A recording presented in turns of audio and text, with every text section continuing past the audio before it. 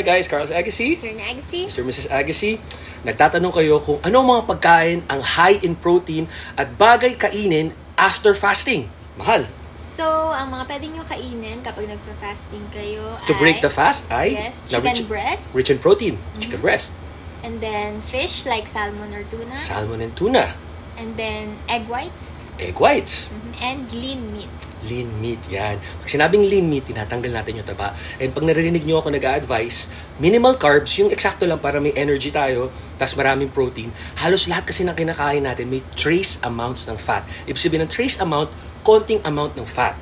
Pero kung gusto natin ng quality fat sa salmon, yan yung mga binibili natin na fish oil tablets, yan yung DHA, EPA, yung mga ganyan, omega-3, omega-6, yan sa salmon yan. So, I hope this helps. Yan ang mga masarap kainin after fasting or bago mag-fasting. Hope this works for you. Yes, sir. We're not your doctors. Do what works for you.